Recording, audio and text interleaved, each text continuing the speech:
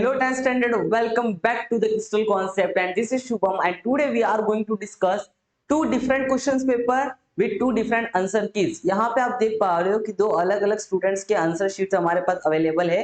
एक स्टूडेंट को 40 out of 40 और दूसरे स्टूडेंट को 40 आउट ऑफ 25 मार्क्स मिले हैं। तो इन दोनों आंसर शीट को हम कंपेयर करने वाले हैं और हम सीखने वाले हैं किस तरीके से आंसर राइटिंग करनी है और हम साथ साथ में ये भी सीखने वाले हैं कौन कौन सी मिस्टेक्स हमें एग्जामिनेशन में नहीं करनी है जिससे हमारे मार्क्स कम हो सके। So let's begin with this beautiful session. I hope so you will definitely learn from this session. मेरा टारगेट कोशिश हमेशा ये रहती है कि आपका समय बर्बाद नहीं हो। मैं ऐसे कोई वीडियो अपलोड नहीं करना चाहता हूँ कि कैसे 2 महीने में 90 मार्क्स 2 महीने से 95 मार्क्स अचीव किए जाए। बस फोकस मेरा ये रहता है कि आप जितना ज्यादा प्रैक्टिस करोगे you will achieve that much. तो प्रैक्टिस की है एट द एंड सक्सेस पाने की। तो यहाँ पे हम प्रैक्टिस की ही बात करते हैं इस चैनल पे। तो let's begin with this two questions paper. तो यहाँ पे फर्स्ट स्टूडेंट को नाम दे देते हैं student A and second student को नाम दे देते हैं स्टूडेंट बी। ओके, सो शुरू करते हैं पहले स्टूडेंट ए से, दैट इज ही शी और ही कोई भी हो सकता है जिसने 40 आउट ऑफ 40 अचीव किए। लुक एट दिस, ये उनका पूरा आंसर क्वेश्चन पेपर है जिसमें आंसर लिख के उन्होंने 40 में से 40 लाए। ठीक है ना, तो ये पूरा उनका आंसर की है, आंसर क्वेश्चन है और इस क्वेश्चन पेपर पे इन्होंने आंसर लिखे हुए हैं। तो सबसे पहले बात करेंगे क्वेश्चन नंबर 1A का। 4 एमसीक्यू थे और इन्होंने चारों के आंसर किए हैं, बट लेट्स सी पहले हम अपने से सॉल्व करके देखते हैं या फिर आप खुद से सॉल्व करो और इनके आंसर कमेंट में टाइप करो और फिर चेकआउट करते हैं कि जो स्टूडेंट है उसके आंसर सही है या नहीं है।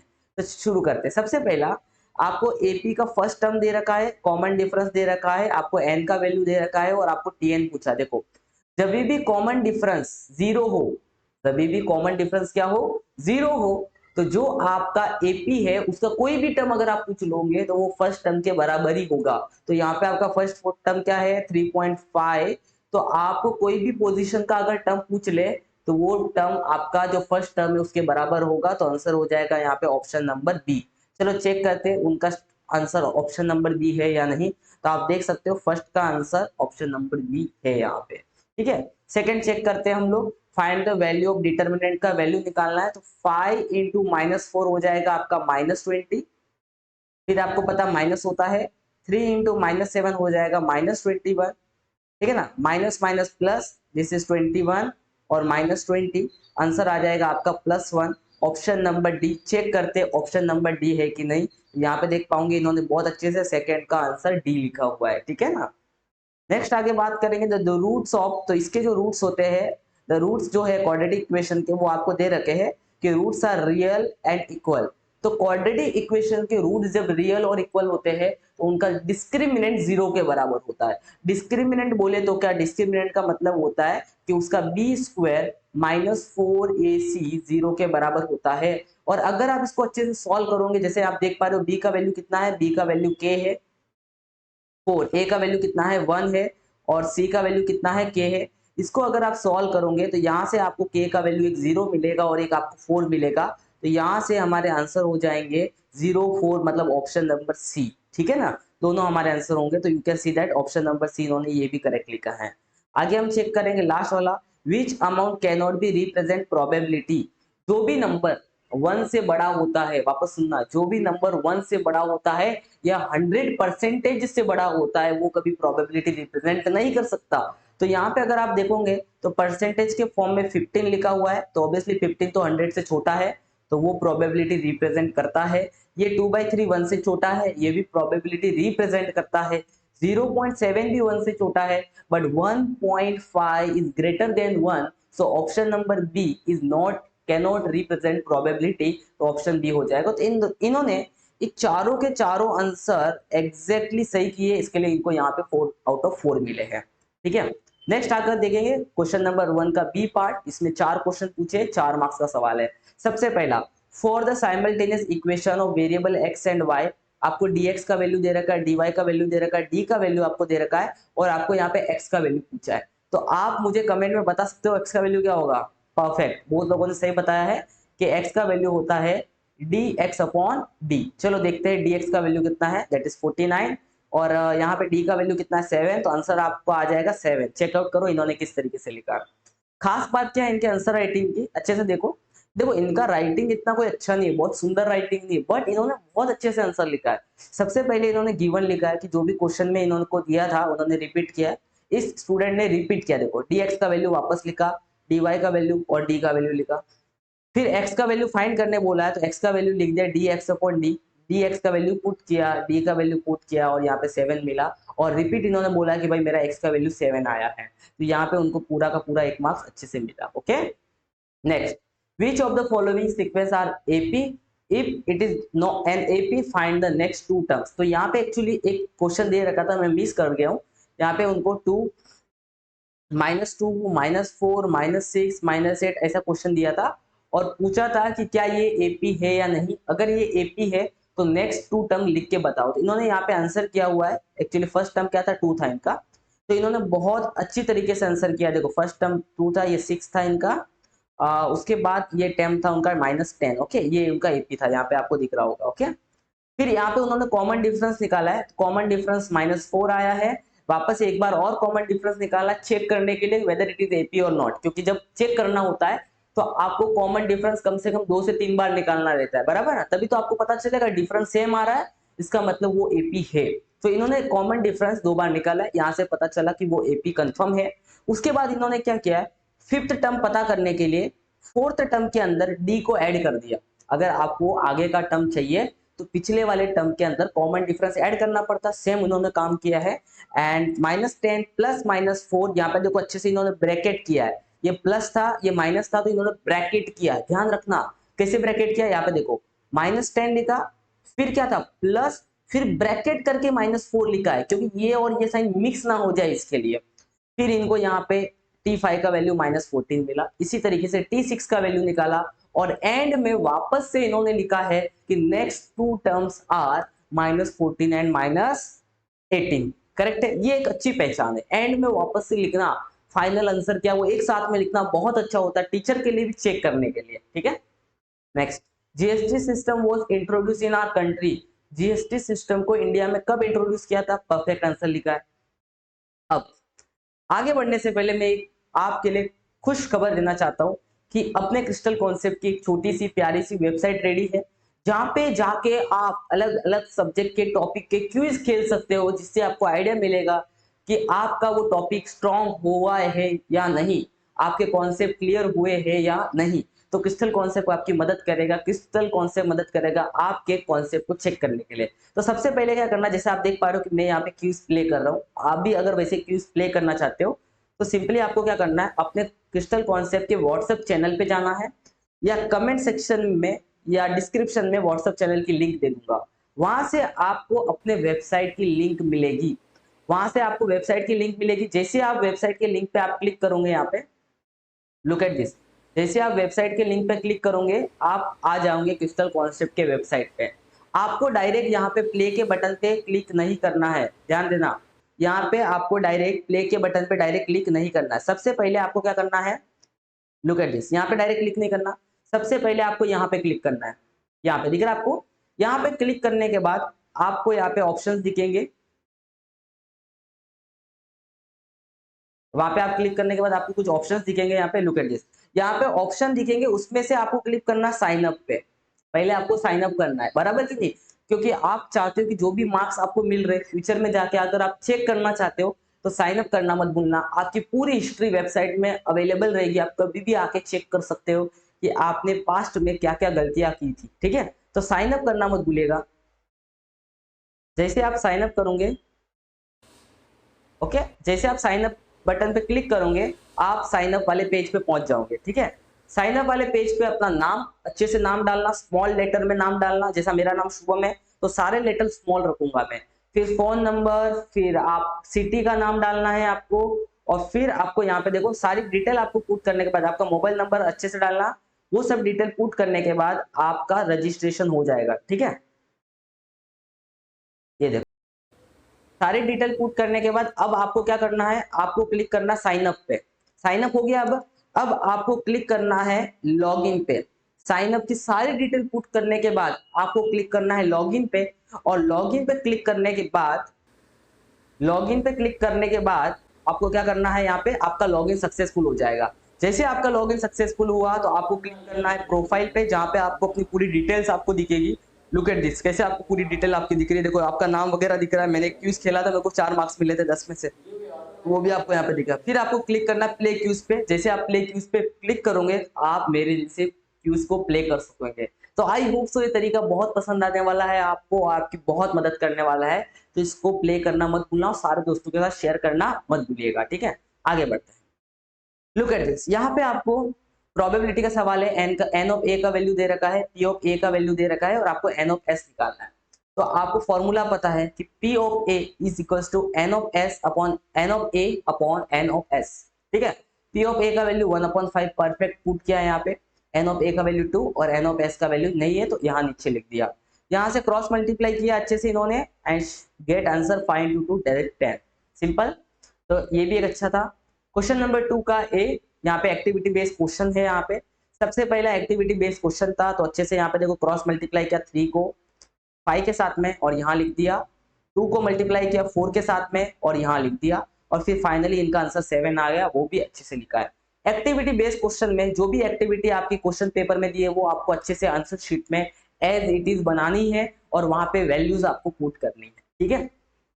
नेक्स्ट, यहाँ पे आपको दिया है, इनको एक क्वेश्चन दिया है जिसको सॉल्व करना है कौन से मेथड से, कंप्लीट स्क्वेयरिंग मेथड से, ठीक है ना, फैक्टराइजेशन करना है। तो यहाँ पे बहुत अच्छे से देखो इन्होंने पूरा आंसर सॉल्व किया है, बट एक मिस्टेक है। फिलहाल मैंने इनके मार्क्स अभी नहीं काटे बिकॉज अभी एग्जाम को टाइम है, बहुत जल्दी प्रैक्टिस करें, छोटी मोटी गलतियां हो जाती है, उससे सीखेंगे। बट स्टिल देखो क्या मिस्टेक है यहाँ पे। लुक एट दिस, यहाँ पे इन्होंने अच्छे से यहाँ पे करेक्ट लिखा है, कंप्लीट स्क्वायर मतलब ये 5 का हाफ किया, स्क्वायर करके ऐड किया और सब्ट्रैक्ट किया, बराबर ना, दोनों तरफ उसको ऐड कर दिया, देखो इधर भी ऐड कर दिया और इधर भी ऐड कर दिया। उसके बाद उसका स्क्वायर कर लिया, इसको सॉल्व करके यहाँ तक वो पहुंच गए। अब देखो यहाँ पे स्क्वायर था, तो जब भी हम स्क्वायर का स्क्वायर रूट लेते हैं ना, तो सामने वाले नंबर पे दोनों साइन लगाने रहते हैं, प्लस और माइनस। यहाँ पे प्लस भी लगाना था माइनस भी लगाना था, ये मिस कर गए, बट आगे परफेक्ट सॉल्व किया इसने।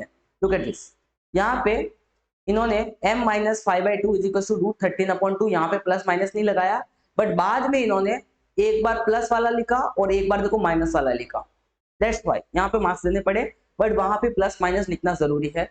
फिर यहाँ पे -5/2 को इधर भेज देंगे तो +5/2 हो जाएगा, उसी तरीके से -5/2 को इधर भेजा +5/2 हो गया, और इनको यहाँ पे 2 आंसर मिल गए, सिंपल था। तो ये बढ़िया तरीके से सॉल्व किया। नेक्स्ट क्वेश्चन देखेंगे 2 का B, using the Cramer's rule solve करना था। तो अच्छे से देखो यहाँ पे सबसे पहले तो इन्होंने एक काम किया है कि यहाँ पे आप देखो कि जो भी आपको क्वेश्चन दिया है वो स्टैंडर्ड फॉर्म में नहीं दिया है। यहाँ पे कोई जो भी आपको क्वेश्चन दे रखा है वो स्टैंडर्ड फॉर्म में नहीं, जैसा 6x is equal to 8 - 5y, तो ये -5y को इधर लेके आना बहुत जरूरी है स्टैंडर्ड फॉर्म बनाने के लिए। और अगर ये फॉर्म आपको पहले से दिया है तो आपको करने की जरूरत नहीं। सेकंड वाला देखो, पहले वाला इसमें -4 इधर है, इसको हमें इधर लेके जाके -4 का +4 हो जाएगा। तो दोनों इक्वेशन कुछ इस प्रकार से आपको दिखने चाहिए। और ये सबसे इंपॉर्टेंट बात है, यही स्टूडेंट मिस कर जाते हैं, उल्टा सुल्टा नहीं करते और A1 A2 के वैल्यू डालना शुरू कर देते हैं, ठीक है ना।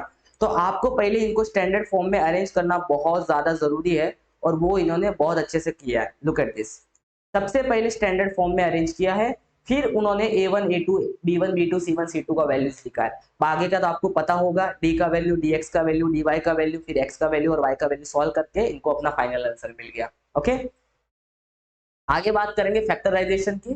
तो फैक्टराइजेशन के लिए देखो क्या किया है, आपको पता है कि यहाँ पे 13 2 जा कितना होता है 26, तो हमें दो नंबर का मल्टीप्लाई करके 26 आना चाहिए, और ऐड करके हमें ऐसे दो नंबर चाहिए जिनका एडिशन 27 आता है।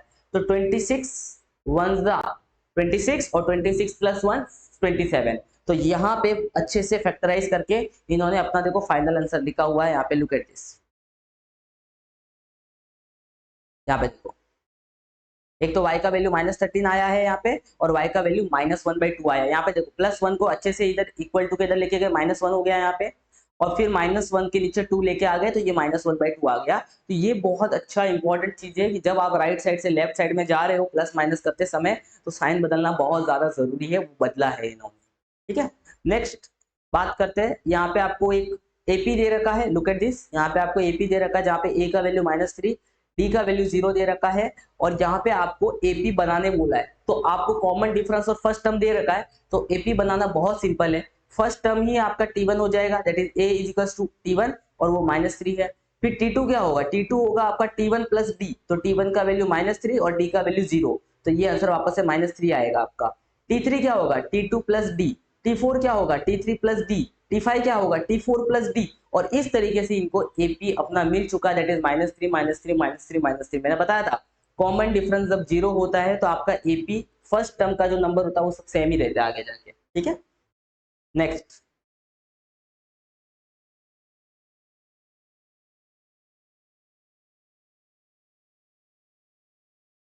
यहाँ पे आपको शेयर्स शेयर का क्वेश्चन पूछा हुआ है। 50 शेयर्स, कितने शेयर्स है टोटल, 50 शेयर, फाइनेंशियल प्लानिंग का क्वेश्चन है।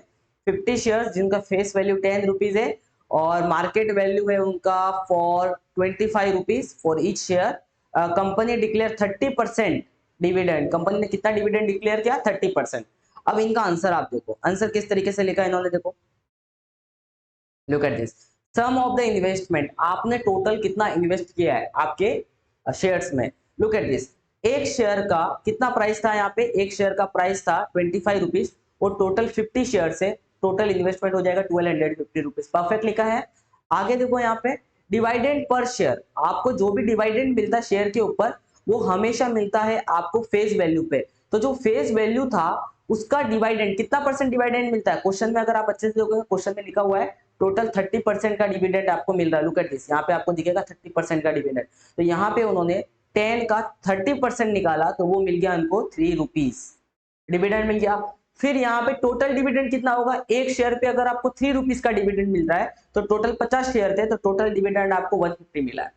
फिर निकालने बोला रेट ऑफ रिटर्न, तो रेट ऑफ रिटर्न क्या होता है, dividend upon sum investment into 100, तो डिविडेंड कितना था 150, सम ऑफ इन्वेस्टमेंट था 1250 इनटू 100 यहाँ पे किया है। तो इस तरीके से इनको सॉल्व करके रेट ऑफ रिटर्न कितना मिला, 12% का रिटर्न मिला। मतलब अगर उन्होंने अपने शेयर्स में 100 रुपीज इन्वेस्ट किए होते तो 100 रुपीज पे उनको 12 रुपया ज्यादा मिला है, 12 रुपीज ज्यादा मिला है, ठीक है। तो परफेक्टली सॉल्व किया पूरा क्वेश्चन को।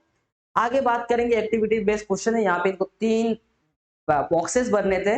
तो सबसे पहला आप देखोगे फेस वैल्यू 10 रुपीज है और जो शेयर है वो प्रीमियम चल रहा है, प्रीमियम मतलब एक्स्ट्रा प्राइस है, तो फेस वैल्यू अगर 10 रुपीज है तो प्रीमियम वाले नंबर को ऐड करके मार्केट वैल्यू मिलती है, तो परफेक्टली इन्होंने ऐड करके देखो यहाँ पे 17 लिखा है, मार्केट वैल्यू इनको मिल गई। फिर यहाँ पे जो देखो शेयर चल रहा है डिस्काउंट पे, मतलब यहाँ पे शेयर लॉस में चल रहा है, तो फेस वैल्यू कितनी है 25, तो अगर डिस्काउंट में चल रहा है ये, तो कितने से डिस्काउंट में चल रहा है, यहाँ पे आप देख पाओगे डिस्काउंट में टोटल ये चल रहा है 9 रुपीज से, तो 25 में से 9 को माइनस करना पड़ेगा क्योंकि शेयर डिस्काउंट में चल रहा है, तो यहाँ पे आंसर आ जाएगा 16 रुपीज, परफेक्ट लिखा है यहाँ पे। नेक्स्ट अगर आपको दिखेगा तो यहाँ पे आपको दिखा मार्केट वैल्यू आपको पहले से दे रखी थी, आपको बोला है कि शेयर पर पे चल रहा है, जिस टाइम शेयर पर पे चल रहा होता है उसकी फेस वैल्यू और मार्केट वैल्यू सेम होती है, तो यहाँ पे आप देख सकते हो उन्होंने फेस वैल्यू 25 परफेक्टली लिखा हुआ है, ठीक है। तो इस तरीके से आंसर आपको इसका करना था। नेक्स्ट है क्वेश्चन नंबर बी वाला पार्ट है ये उसका, तो यहाँ पे आपको दे रखा है the sum of the father age and twice the age of the son, तो यहाँ पे इन्होंने फादर के एज को x माना है और सन के एज को y माना है, और sum of the father age and twice the age of the son is 70, देखो परफेक्ट इक्वेशन बनाया है। यहाँ पे यही सबसे बड़ी बात है, आपको इक्वेशन बहुत अच्छे से बनाना है।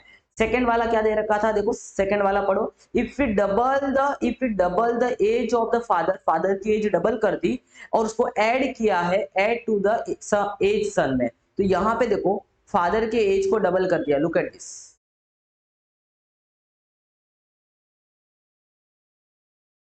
फादर के एज को डबल किया है और सन के एज में ऐड कर दिया है और मिल गया 95। यहाँ पे दोनों इक्वेशन सबसे मेन काम तो इन्होंने पहले कर दिया, बहुत अच्छी तरीके से दोनों इक्वेशन को यहाँ पे सेट किया है। अब फिर इन्होंने सॉल्व कर दिया और इनको अपना आंसर मिल गया है 40 इयर्स फादर एज का और सन एज का 15 इयर्स, ठीक है। तो इस तरीके से आपको सॉल्व करना है, जिस वेरिएबल को आपने कंसीडर किया फादर के लिए उसी को फादर के लिए इस्तेमाल करना है। जैसा यहाँ पे फादर को x मान के रखा है और सॉल्व करते करते x आपका सन हो जाएगा, ऐसा गलती नहीं करना, ऐसा भी होता है, ठीक है। यहाँ पे आपको डायरेक्ट मेथड से आपको मीन निकालना था, तो बहुत अच्छी तरीके से देखो टेबल बनाया है, अच्छी तरीके से फ्रीक्वेंसी और क्लास यहाँ पे लिखा है, फिर बीच में आपके क्लास मार्क लिखा हुआ आपको दिख रहा है, look at this, class mark लिखा हुआ दिख रहा है, फिर एक्स आई एफ आई का वैल्यू निकाला है, फिर दोनों का सम किया है, फिर एक्स आई एफ आई को एफ आई से डिवाइड करके इनको मीन मिल चुका है 4.36 आवर्स का। तो इस तरीके से ये भी इनको अच्छे से सॉल्व करना आ गया। आगे हम देखेंगे कि अल्फा बीटा का आपको वैल्यू दे रखा था, मतलब आपको क्वाड्रेटिक इक्वेशन यहाँ पे फॉर्म करना था। Look at this, quadratic equation यहाँ पे आपको फॉर्म करना था और अल्फा और बीटा का वैल्यू दे रखा है। तो क्वाड्रेटिक इक्वेशन फॉर्म करने के लिए पहले आपको एक फॉर्मूला पता होना चाहिए, x square minus alpha plus beta x plus alpha into beta. फिर अच्छे से वैल्यू पुटअप किया है और अच्छे से इन्होंने क्वाड्रेटिक इक्वेशन बनाया है, बट गलती जीरो यहाँ लिखा और ये जीरो यहाँ लिखना भूल गए। तो ऐसी छोटी छोटी गलतियां नहीं करनी है एग्जाम में, ठीक है। ओके, लास्ट क्वेश्चन था पाई चार्ट, पाई डायग्राम इनको बनाना था, तो वो भी बहुत अच्छे से बनाया। लुक एट दिस, ये पाई डायग्राम सबसे पहले इन्होंने सेंट्रल एंगल निकाला, हर एक स्लॉट का सेंट्रल एंगल यहाँ पे फाइंड आउट किया और सेंट्रल एंगल फाइंड आउट करने के बाद सेंट्रल एंगल के हिसाब से इन्होंने पाई डायग्राम अपना निकाला है। और फिर वो पर्टिकुलर रीजन किसका है, वो है 20 to 25 ईयर ओल्ड लोगों का, तो वो भी इन्होंने यहाँ पे अच्छे से 20 to 25 लिखा है, यहाँ पे 25 से 30 लिखा है, 30 से 31 लिखा है। तो इस तरीके से बहुत बेहतरीन ढंग से पूरा क्वेश्चन पेपर इन्होंने सॉल्व किया, ठीक है। नेक्स्ट यहाँ पे प्रोबेबिलिटी का क्वेश्चन था, तो वो भी आप देख सकते हो, क्वेश्चन देख लो और उसके हिसाब से आप खुद देख लो आंसर सही है कि नहीं, ठीक है। तो ये पूरा सॉल्व किया। अब इसके बाद हम अब वो क्वेश्चन पेपर देखने वाले हैं जिसमें स्टूडेंट को मिले 40 आउट ऑफ 25 मार्क्स। ओके, देखो, तो सबसे पहले अगर मैं गलती बताऊं, ये ज्यादा बड़ी गलती नहीं बट स्टिल मैं इसको गलती मानता हूं कि यहाँ पे इन्होंने ब्रैकेट नहीं किया था। प्लस और माइनस जब साथ में आए तो ब्रैकेट करना ही जरूरी है। ये एक छोटी सी गलती है जो आपको बार बार नहीं करनी है, इससे आंसर रॉन्ग हो सकता है। दूसरा इनका गलती है, यहाँ पे इनको 0 मार्क्स मिले इस वाले क्वेश्चन में। इतना सॉल्व करने के बाद भी इन्होंने इस वाले लीनियर इक्वेशन को अरेंज नहीं किया। वापस सुनना, लीनियर इक्वेशन को अरेंज नहीं किया। देखो क्वेश्चन में तो ये दे रखा था, अरेंज करने के बाद कुछ ऐसे बनने वाला था, बट इन्होंने अरेंज बिना अरेंज किए direct a1 a2 b1 b2 c1 c2 का वैल्यू लिख दिया और वो सारी वैल्यूज इनकी रॉन्ग है। और जैसे वो वैल्यूज रॉन्ग हो गई, पूरा आंसर इनका रॉन्ग हो गया, ठीक है। ये गलती नहीं करना, पहले आपको अच्छे से लीनियर इक्वेशन को अरेंज करना है इस तरीके से। सबसे पहले x वाला टर्म, फिर y वाला टर्म, फिर कांस्टेंट टर्म इक्वल टू के राइट साइड में होना चाहिए। ये भूलना नहीं कभी भी। इसकी बात करेंगे तो देखो छोटी सी गलती, अच्छे से ध्यान देना। यहाँ पे क्या लिखा हुआ, यहाँ पे देखो, यहाँ पे ध्यान देना, यहाँ पे क्या लिखा हुआ, यहाँ पे लिखा हुआ 2y + 1 = 0। तो अब आप बताओ, प्लस वाई 1 उधर जाके -1 हो जाएगा और ये 2 मल्टीप्लाई में इधर आके डिवाइड हो जाएगा, तो -1/2 आंसर आ रहा है। बट इन्होंने आंसर लिखा है +1/2। तो ये जो साइन चेंज करना था, ये साइन इन्होंने चेंज नहीं किया, यहाँ पे इनके मार्क्स कट गए। तो ऐसी छोटी छोटी मिस्टेक की बात नहीं करायची, समजलं सगळ्यांना, ठीक है। अब यहाँ पे देखो, ये तो पूरा इन्होंने गलत किया, पूरा कॉन्सेप्ट इनका खराब था। टोटल डिविडेंड था 30% का डिविडेंड मिल रहा है और यहाँ पे इन्होंने क्या लिखा, टोटल डिविडेंड। ये डिविडेंड नहीं है, ये रेट ऑफ डिविडेंड है। बात को समझना, कितना परसेंटेज का डिविडेंड मिल रहा है, that is called rate of dividend, ठीक है। सम ऑफ इन्वेस्टमेंट सही निकाला। डिविडेंड रिसीव, अभी जो डिविडेंड मिलता है वो फेस वैल्यू पे मिलता है, वो सही लिखा है।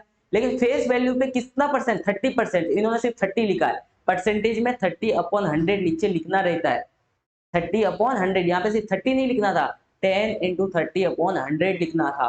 इनका आंसर 3 आता नहीं था, वो गलती कर दिया। फिर रेट ऑफ रिटर्न का जो फॉर्मूला है वो गलत लिखा। रेट ऑफ रिटर्न का फॉर्मूला होता है total dividend upon number of share, नहीं होता है अपॉन, होता है टोटल इन्वेस्टमेंट, आपने कितना पैसा लगाया था। बात समझ में आ रहा है। तो यहाँ पे इन्होंने छोटी छोटी गलती की है, इसकी वजह से इनके पूरा आंसर रॉन्ग हो गया। यहाँ पे देखो शेयर क्या चल रहा है, शेयर चल रहा है प्रीमियम में, शेयर चल रहा है प्रीमियम में। और इन्होंने देखो 10 रुपए की प्राइस है और प्रीमियम में चल रहा है तो ऐड होता है, तो 10 + 7 कितना होगा, 17। और यहाँ पे इन्होंने माइनस कर दिया, प्रीमियम मतलब ज्यादा वैल्यू है शेयर की, फेस वैल्यू से भी माइनस करके लिख दिया। दूसरी बात है, यहाँ पे 25 लिखा हुआ है, लुक एट दिस, यहाँ पे 25 लिखा हुआ है और मार्केट वैल्यू 16 लिखा हुआ है। फेस वैल्यू से मार्केट वैल्यू कम है, इसका मतलब शेयर चल रहा है डिस्काउंट पे, तो यहाँ पे बराबर इन्होंने डिस्काउंट लिखा हुआ, ये सही है, ठीक है ना। फिर यहाँ पे देखो 5 और 5 दोनों सेम है, मतलब शेयर कैसा चल रहा है, पर पे चल रहा है, तो ये सही था। पहला वाला यहाँ पे गलत हो गया, ठीक है। यहाँ पे इनका ये पूरा ही गलत हो गया। यहाँ पे देखो इक्वेशन बनाने में गलती कर दी है। सन को क्या मान के रखा है, y मान के रखा है, और फादर को क्या मान के रखा है, x मान के रखा है। तो देखो the sum of the father age and the twice the sum of the son age. तो ये पे देखो फादर को x माना है, तो फादर को तो सम ऑफ द फादर एज बोला है, ट्वाइस थोड़ी बोला था, तो फादर के आगे 2 लगा दिया, गलती हो गई ना। फादर के आगे टू कहाँ लगाना था, twice of the son age बोला है तो वाई के आगे टू लगाना था, तो यहाँ पे तो इनके इक्वेशन ही गलत हो गया, तो आंसर आगे कैसे सही होगा। आया। तो ये है मिस्टेक्स जो एग्जाम में होती है। यहाँ क्या मिस्टेक है, यहाँ पे देखो सेंट्रल एंगल वगैरह सब बढ़िया किया, सब अच्छे से निकाला है, बट मुझे बताओ ये 144 किसका सेंट्रल एंगल है, ये 144 सेंट्रल एंगल है उन लोगों का जिनका एज 20 से 25 साल के बीच में। तो ये 20 से 25 साल इन्होंने नहीं लिखा, यहाँ पे ये लिखना जरूरी था। यहाँ पे 25 से 30 ईयर्स इन्होंने नहीं लिखा, ये लिखना जरूरी था। और यहाँ पे कुछ अलग ही बातें इन्होंने लिख दी जो नहीं यहाँ पे लिखनी थी। तो इस बात का ख्याल रखना, छोटी छोटी चीजों का ध्यान रखना कि आपके मार्क्स ना कटे। आई होप सो ये पूरा वीडियो आपको पसंद आया हो, यहाँ से आपको बहुत ज्यादा कुछ सीखने मिला हो। तो चैनल को लाइक करना, वीडियो को लाइक करना, चैनल को सब्सक्राइब करना और सारे दोस्तों के साथ शेयर करना और क्विज सेशन प्ले करना मत भूलिएगा, ठीक है। और बहुत सारे वीडियो जो है यूनिट टेस्ट एग्जाम सेकेंड और आपके प्रीलिम्स एग्जाम के रिलेटेड, बोर्ड्स के एग्जाम्स के रिलेटेड वीडियोस अपलोडेड है चैनल पे। लिंक सारी मैं कमेंट सेक्शन और डिस्क्रिप्शन में दे दूंगा, उसको चेकआउट करना मत भूलिएगा। टेलीग्राम चैनल और व्हाट्सएप चैनल को जरूर जरूर ज्वाइन करना। अगर आप वीडियो के एंड तक पहुंच चुके हो तो प्लीज इसका आंसर कमेंट में जरूर बताओ, तो मैं समझ जाऊंगा कि आप वीडियो के एंड तक पहुंच चुके हो। Thank you so much for watching, keep sharing and keep exploring.